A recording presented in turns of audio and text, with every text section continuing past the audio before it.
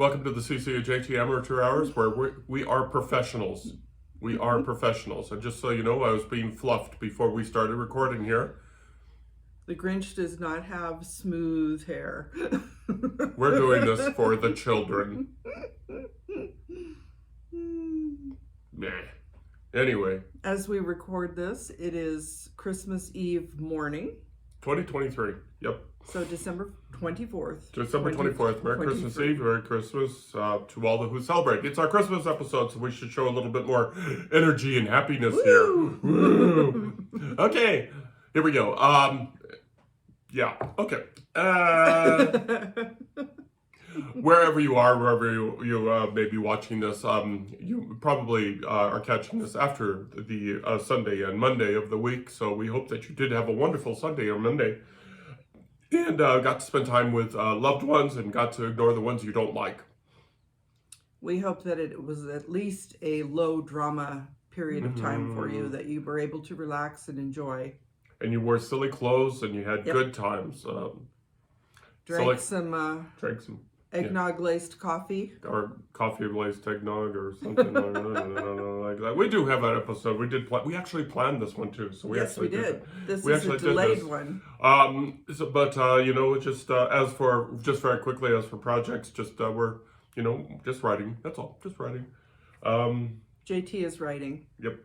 And I'm going to be posting something out on the blog later this week to talk about the status of the books that are across the 5 platforms now, and be talking about some prices are going up as of January 1st, and another set of prices are going up on February 1st.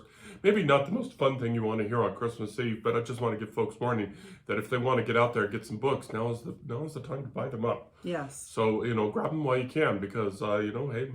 Well, you'll still be able to grab them. They'll just be a little bit more expensive. Yeah, not terribly. I mean, if you can afford, a Starbucks one of these, in this size, this is really not a big deal. Right. So that's really it on the business side, unless you can think of something else. No, I think we have 2 vlogs coming up next weekend, probably for the new year. Right. And I'm sure we will be talking more about our works in progress and the coming year 2024 on our New Year's Day podcast. And that's actually a good point, because this is episode 148. We're going to be doing our regular broadcast on next Sunday, episode 149, and then for episode 150, the big one, which is going to be on New Year's Day, we are going to be where? In our new studio space. In our new studio space. In the basement that you have heard so much about. Yes. So we call it the Dungeon of Doom. Yes. So that'll be fun. I guess we can move the sign back down there. Yeah, it'll be fun.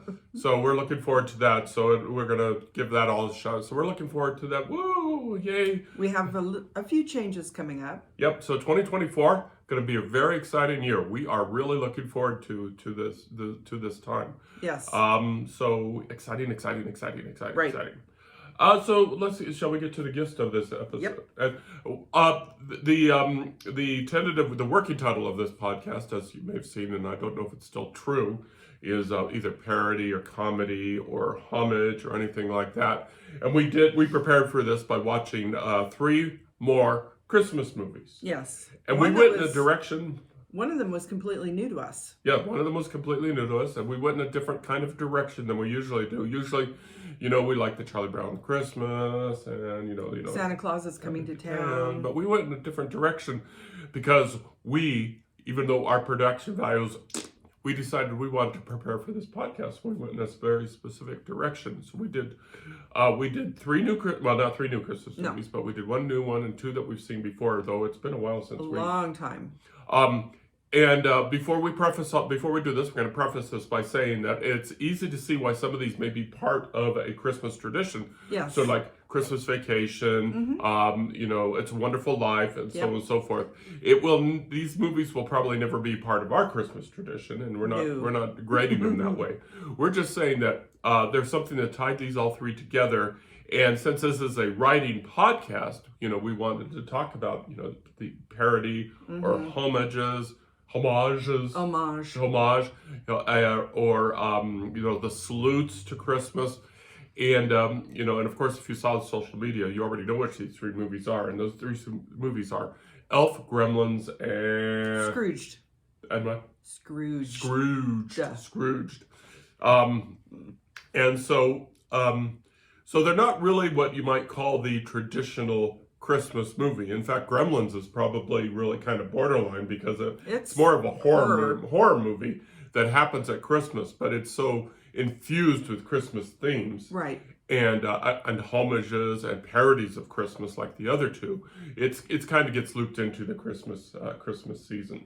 I think Elf is a little bit different, but I mean, it's a little bit more likely probably to be on the Christmas playlist for most people because it is a very cheery message and it's a cheery movie. The other two are a little bit darker. Yeah, they're a little bit darker, and of course, Scrooged is has something very in common with Elf. In that Elf was Will Ferrell's first leading role, and he had to quote unquote carry the movie. But any movie that's got James Caan and Bob Newhart, you don't really have a lot of carrying to do because they're so cool. Oh, and Ed Asner. Oh yeah. Right. So so it's they brought the A-list lineup to help Will, which made the movie work. Yes. Scrooged, on the other hand, was carried by Bill Murray. Yes. It was a Bill Murray thing, and apparently, you read the trivia, he and Richard Donner, the director, did not see eye to eye on things, especially when Bill was being Bill, which you think they would know when they hired him, right? Because Ghostbusters had come out earlier, so you see Bill in Ghostbusters, right? Then you're going to hire him for something like Scrooged. And in Ghostbusters, he was maybe a little bit tamer because he was part of a quartet ensemble. Yeah. Yes. Whereas in Scrooged, it is very much the Bill Murray movie. Yep. So Will Ferrell and Bill Murray, both those movies, Elf and Scrooged, were sort of vehicles for those both respective actors. Right. Whereas Gremlins was more strictly ensemble. Yes. Zach Galligan. Excuse me, sir. Galligan and Phoebe Cates. Cute couple, talented actors. But the movie was definitely more about Spike and more about Gizmo. And Hoyt Axton. On Hoyt Axton, Right. So, not really and forgive me for saying this, but not really the A-list of actors that you found in the other movies. No. I mean, Phoebe Cates was probably pretty big at the time. Yeah. I think she may have been the biggest person in that movie. Hoyt Axton was probably known more for his music, but definitely the creatures carried that movie. Yeah. So getting the cast, the cast obviously influenced the movie. Obviously the director influenced the movie, but we're a writer's blog, so we want to talk a little bit about the writing, the writing of it, and all three. I keep calling them sort of a homage, but with satire. Well, I think it just depends on the viewer, really, or it's. I would say that Scrooged is probably an homage because it is a direct modernization of A Christmas Carol. Oh, by the way, John Forsythe. Yes. But that actually has two versions of the storyline happening simultaneously. Right. So it is more of an homage, I think, because it is a direct reinterpretation of A Christmas Carol. Gremlins is probably an homage to old horror movies, I think. Old horror movies, but a lot of salutes to Christmas. Yes, and everything. Because they even show clips from old horror movies. Oh yeah, and It's a Wonderful Life. Yeah. Oh, as a horror movie? Yeah, no, well, yeah. The horror of the holidays. But they also showed clips of It's a Wonderful Life on the TV. Whereas Elf was more of I don't know that it directly would be considered an homage. It was more of an original story, but it was more about the spirit of Christmas. I think. Actually, it did have a little bit of homage in there, and since we're talking about It's a Wonderful Life, which apparently seems to infuse all of these movies, there's a scene at the end where the elf buddy is on the bridge looking over maybe the East River, but looking over the river in New York, and he's got his he's got his hands on the rail, and it's just like Jimmy Stewart. And you read the trivia later, and they said, that's a direct salute to it. That is true. He's at a low point, and he feels like he doesn't fit anywhere. So I don't think he's in quite the same place as was it George Bailey, I believe, in It's a Wonderful Life, where he's just so downtrodden that he's thinking of ending it all. I think Buddy the elf is trying to figure out who he is and where he should be. Yeah. And all three of these movies illustrate a very common theme, aside from being the homage or parodies or whatever it is that comedy is very, very hard. Comedy is, easily the hardest to write. Yes. Because particularly Elf, and Bill being Bill, but doing the machine gun scattershot of throwing so much comedy to the screen and hoping some of it sticks. Right. And you know that the editors were probably going just absolutely insane trying to figure out what to keep and what to throw out. But it proves again that comedy is just very, very difficult, very, very difficult to write. And it's subjective too, because what one person finds funny is going to fall flat. And I think of, at the time, I don't believe Bill Murray was actually on Saturday Night Live, but that's one of the things that I've noticed about Saturday Night Live, because if you're not watching it when it airs, which is late at night, and a lot of people are a little punch drunk from being up that late, if you're watching it at like first thing in the morning, sometimes the comedy falls completely flat. Because you're not in that place. Right. So these movies can be a little bit more like that too. If you're not watching them maybe at the holidays with the holidays in mind, it might fall flat. Yeah, it's it's difficult to well, Christmas of course is supposed to be a holy holiday too, and so so the writers have to also keep that in mind. So they have to be very careful about images and use of symbols, and it's just an incredibly tight line. And I'm just going to be blunt up here. All three don't really ring my bells, but Scrooged used to, but I just sort of look at it maybe because I'm older and I'm grouchier. Elf did not ring my bell, not probably because I'm all Will Ferrelled out. You mentioned timing is the important thing. Maybe if I'd seen it when it first came out, because this was Will Ferrell's first leading role, right? And so it was probably at that time it would have been fresh. Yes. But now I've seen Will Ferrell movies where he's always yelling at the camera and always making these same open mouth expressions. And so by the time I've seen Elf, which is X number of years after it's been released, maybe 2 decades. Yeah, and so it's like it's like pretty much seeing this Will Ferrell many, many times. And actually, now that I think about it, Gremlins may have some homages too, because It's a Wonderful Life. You have the the character's name was Potter, I think, Mr. Potter. So Mrs. Deagle in Gremlins was a little bit of a throwback to Mr. Potter, in that she was the landlady who was basically throwing everybody out of their houses around Christmas because she was foreclosing on them. And it was very illustrative of the times where it was during another economic downturn, and probably early 80s, where people were struggling financially. And she was very much a Mr. Potter character in that movie. So the writing of comedy and getting it to stick, sometimes it works really well, sometimes it doesn't. And I can tell you for myself, I can't speak for CC, I can tell you for myself, none of these three movies are going to be my holiday tradition. Perhaps because they're too dark, because they're too they don't really resonate with me when I think of the holiday spirit. There was some family elements in it, obviously Scrooged. But for example, Gremlins didn't have any, many little kids to speak of. No, that's true. It didn't have thank God, because it's really a horror movie. Oh, terrible. And then Elf, of course, had, the one kid. But it was, sometimes it seemed like they were really contrived in forcing the humor. The brother, yes. It's difficult to, it's difficult to put a label on these, but why they don't work for me. But it just seems like, in all instances, they do seem forced and contrived and pretty much ran by the studio. Although, people like Richard Donner would probably push back on that, but then, that's... Well, as you mentioned, Richard Donner and, Bill Murray just did not get along. Yep. So, Well, and the flip side of that is Richard Donner can do comedy, because he did, we're not fans of them now, but when they came out, we were fans of the Lethal Weapon series. Yes. And those were good comedic police stories that had, had drama in them. Yeah, right. And they had their funny parts. So Richard Donner can do comedy, but if anybody can control Bill Murray, Well, and it's similar to National Lampoon's Vacation, that Chevy Chase has a very specific type of comedy that we've seen over and over and over at this point. And actually, my kids were showing me some episodes of Community yesterday, which Chevy Chase is in, and still doing basically the same thing he was doing 40 years ago. So they do have a particular type. And if you like that type of comedy, then I think people will gravitate toward it because they like that type of comedy.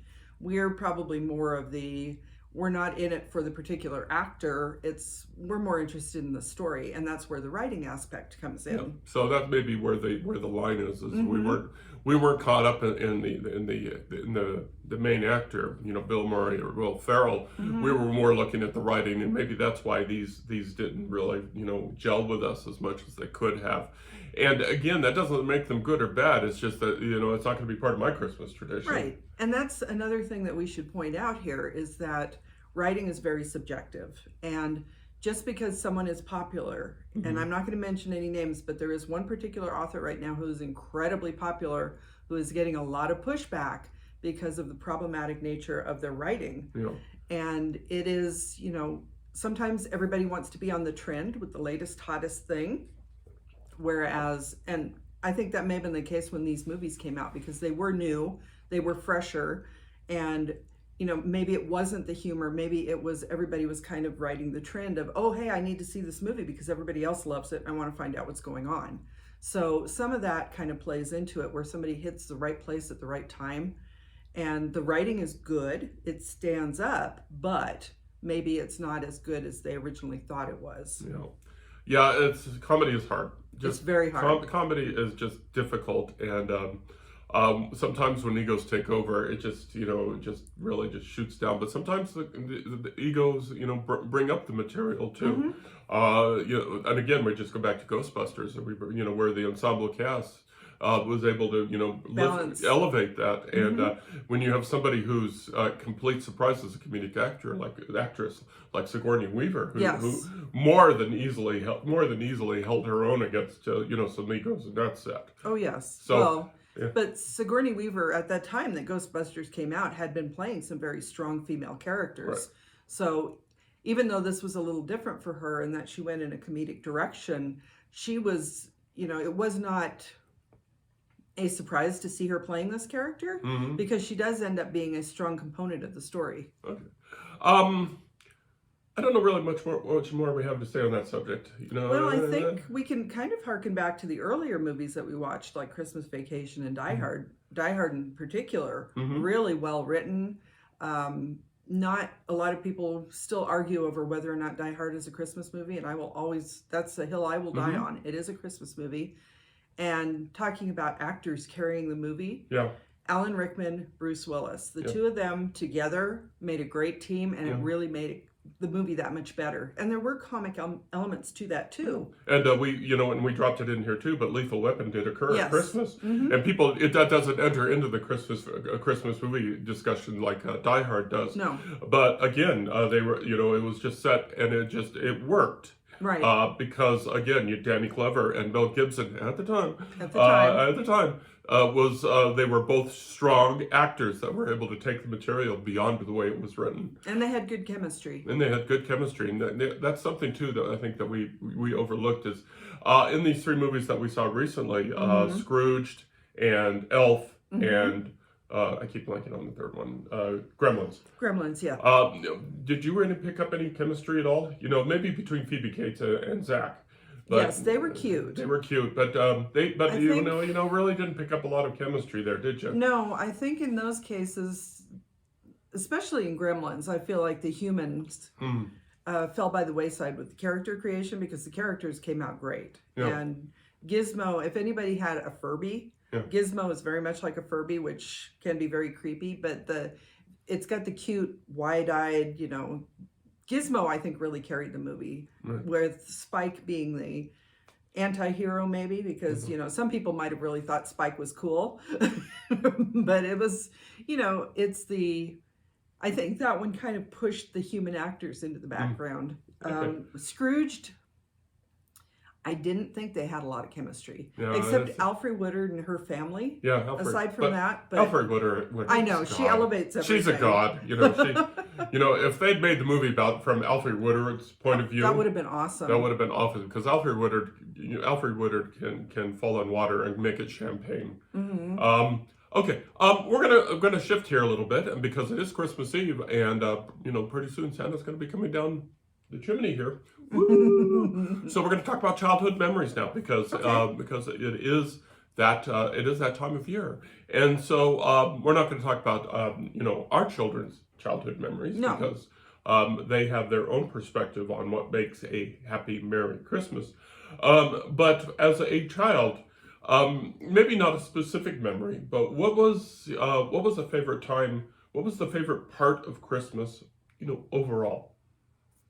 Well, my favorite part of Christmas as a kid was usually Christmas Day itself, because the family would gather together, and having had a rough childhood, as many people do, it's hard being a kid, and you don't always take authority figures well, and there's a lot of friction in that. So on Christmas Day, usually everybody was cheerful and in a good mood, and they'd be gathering together, eating and laughing and telling stories. So that my childhood memories are really of the family being together and being happy for the most part. I mean, we did have the aunts and uncles who occasionally had a little bit too much and went over the deep end, but everybody's got those. So, and that's one of the things I've struggled with as an adult, is that, especially now that our kids and grandkids are kind of aging out of the whole Christmas magic, Christmas Day itself falls flat for me now.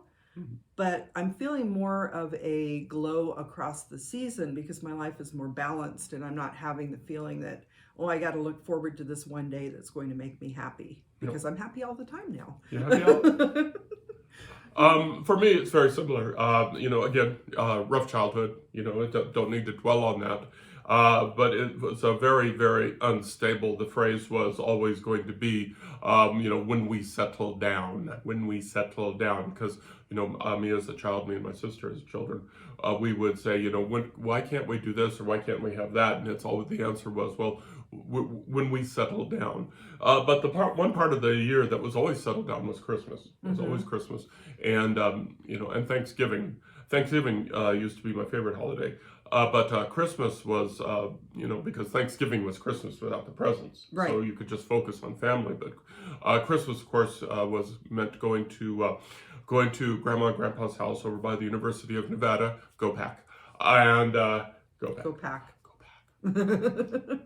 And knowing that, seeing the tree in the living room, and getting to spend time in the kitchen with Grandma, mashing potatoes, getting the turkey ready, not realizing that these days, sadly, we're numbered, but enjoying the moment, feeling the warmth, being warm. Boy, being warm is really, it's way not underrated.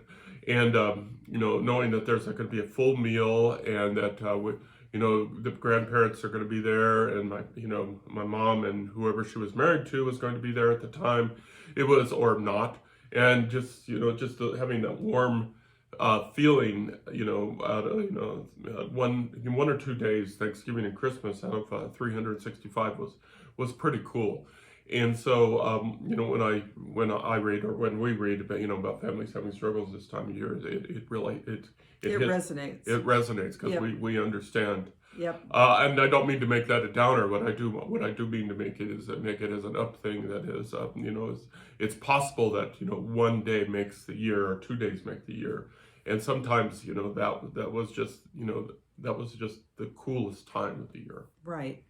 And I think in both of our cases, it was family, and family being together. And as we mentioned, childhood can be rough. And we know that there are adults out there struggling at this time of year too, where you just really want to get through Christmas. If it is something that you're trying to celebrate, that maybe you don't have enough, and you feel like your kids won't have enough. And hopefully you've been able to find some help somewhere, because people do care and people do try to help at this time of year.